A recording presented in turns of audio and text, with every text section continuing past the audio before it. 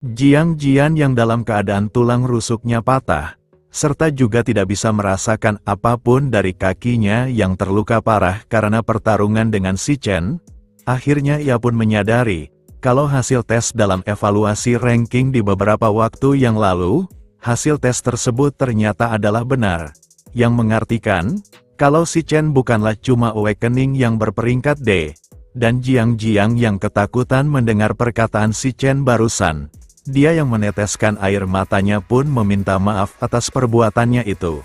Namun, Si Chen yang masih dalam keadaan amarahnya masih memuncak, dia pun meraih syal yang Jiang Jian pakai untuk digunakan sebagai penutup muka dan kemudian berkata kepada Jiang Jian, jika dirinya mengeluarkan suara yang membuat adiknya tahu, dengan tatapannya yang tajam. Si Chen berkata kalau ia akan membunuhnya di tempat tersebut. Jiang Jian yang melihat sorot mata dari Si Chen yang menandakan kalau omongannya itu tidaklah bohong sama sekalipun bertanya-tanya. Bagaimana seorang siswa bisa mempunyai niat membunuh sekuat itu? Dan sebenarnya apa yang sudah Si Chen lalui di kehidupannya yang membuat Si Chen mempunyai perasaan yang dalam seperti itu? Di sisi Si Chen, dia pun berkata kembali, kalau tiap kata yang akan ia katakan harus diingat oleh Jiang Jian dengan sangat baik. Meski Si Chen tidak peduli apa yang sampah seperti mereka lakukan untuk kepentingan mereka. Tapi jangan berani-berani mengganggunya lagi. Dan jika Jiang Jian berani mengancam keselamatan adiknya itu, atau bahkan jika Jiang Jian sedikit saja berada di dalam pandangannya, sedikit demi sedikit, Si Chen berkata kalau dia akan membuat Jiang Jian menghilang untuk selamanya.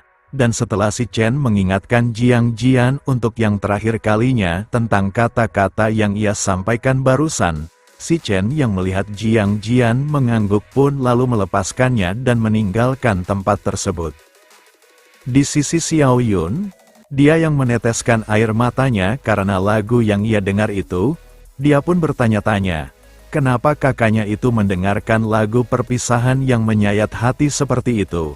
Sedangkan dia dan kakaknya hanya cuman tidak bertemu selama beberapa hari saja, dan Xiao Yun yang merasa kalau kakaknya itu sudah melewati banyak kesulitan, sehingga kakaknya itu merasa kesepian meski ia selalu bersamanya. Xiao Yun pun lalu berpaling dan melihat ke arah kakaknya itu sambil berkata kalau Si Chen sangatlah menyebalkan, karena ia sudah menunjukkan lagu yang membuatnya menangis. Pada saat Xiao Yun memalingkan pandangannya ke arah kakaknya itu, Si Chen yang sudah menyiapkan sebuah hadiah pun lalu berkata, kalau hadiah itu untuk adik kesayangannya, dan setelah melihat isi kotak dari hadiah tersebut, Xiao Yun pun terkejut, karena itu adalah item yang bernama, Mana Holographic Drawing Pen yang versi terbaru dari grup Drager.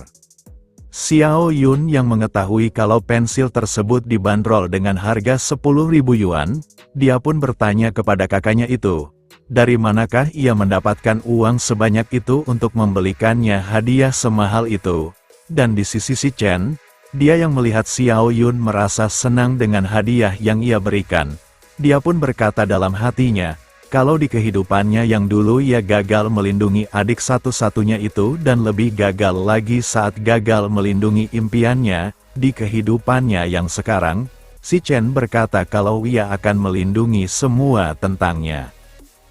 Setelah mereka sampai ke tempat tinggal mereka, Xiao Yun yang mencoba memakai hadiah dari kakaknya itu pun lalu menggambar ikan-ikan dengan menggunakan item tersebut. Dan di sisi Si Chen yang sedang memakan semangkok mie buatan dari adiknya itu, dia pun merasa senang, kalau adiknya itu menyukai hadiah pemberian dari dirinya. Xiao Yun yang merasa tidak enak dengan pemberian hadiah dari kakaknya itu dikarenakan barang tersebut adalah barang yang sangat mahal. Dia berkata kalau sayang sekali uang yang kakaknya punya dibelikan item seperti itu. Karena, jika uangnya dipakai untuk sewa tempat tinggal mereka bisa tinggal lebih lama dan tak perlu memikirkan susahnya mencari uang untuk membayar sewa tempat tinggalnya itu. Namun, dengan santai Si Chen berkata, kalau ia sudah membayar sewa setahun penuh untuk tempat tinggal mereka, dan mencoba memberikan alasan, kalau ia sedang menjalankan bisnis kecil-kecilan dengan seorang teman, dan uang dari keuntungan bisnis itu.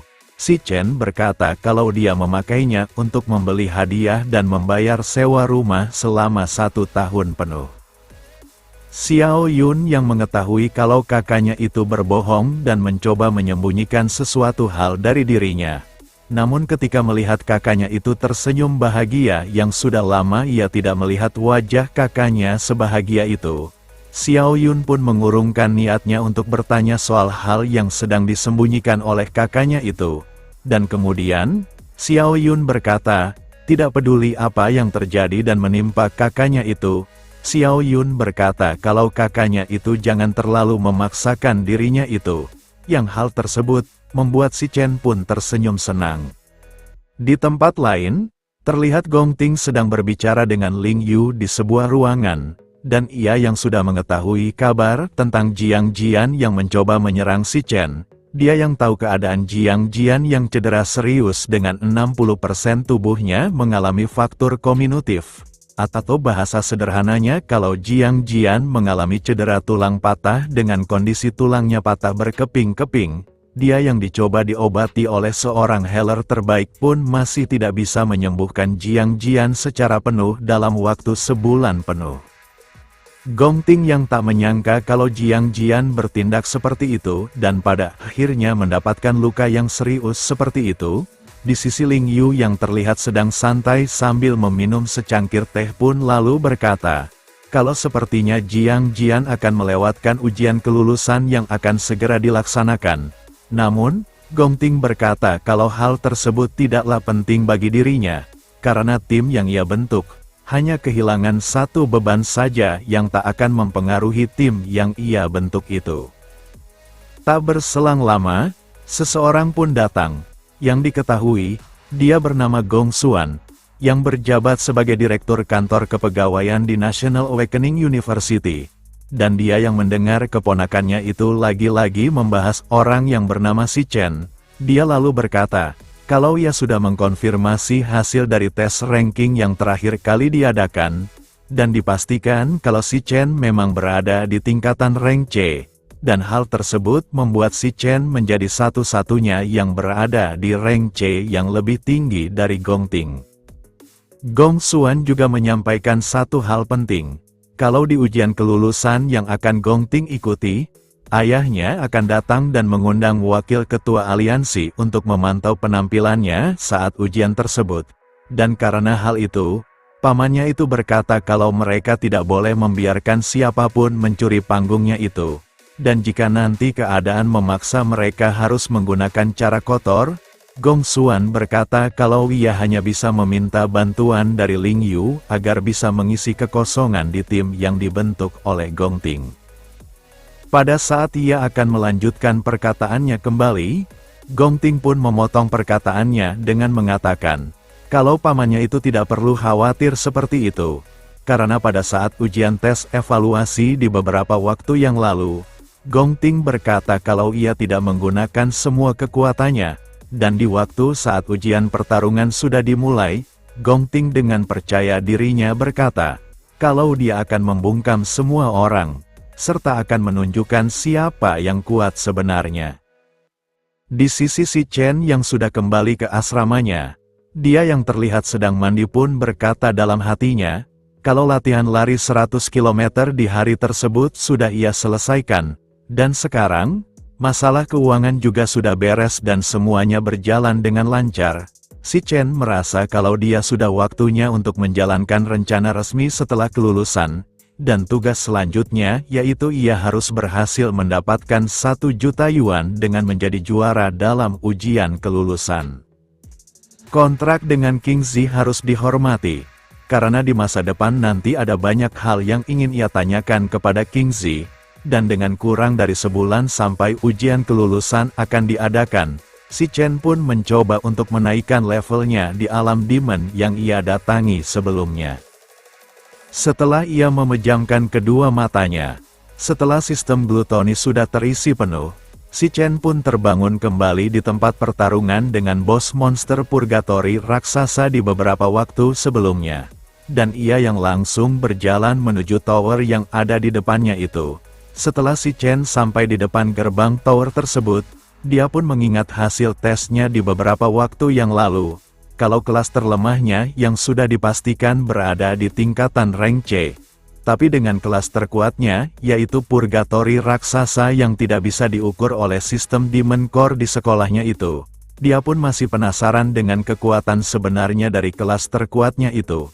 Karena meski ia tahu kalau kelasnya itu berada di tingkatan rank S, si Chen hanya bisa menggunakan sebagian kecil powernya dan masih belum bisa menggunakan kekuatan penuh dari kelas terkuatnya itu. Dan karena hal tersebut, si Chen pun mengasumsikan kalau rank untuk dua kelas yang masih belum jelas yang ia miliki itu. Setelah mengeluarkan kunci tower tersebut, dan membuka gerbang dari tower itu, si Chen berkata kalau dia akan mencoba kedua kelas itu. Sekaligus si Chen yang penasaran dengan pemandangan yang ada di dalam tower itu, dia yang akhirnya masuk pun. Setelah melihat pemandangan yang ada di dalam tower, si Chen pun terlihat terkejut. Next, kita lanjut di part selanjutnya. Terima kasih.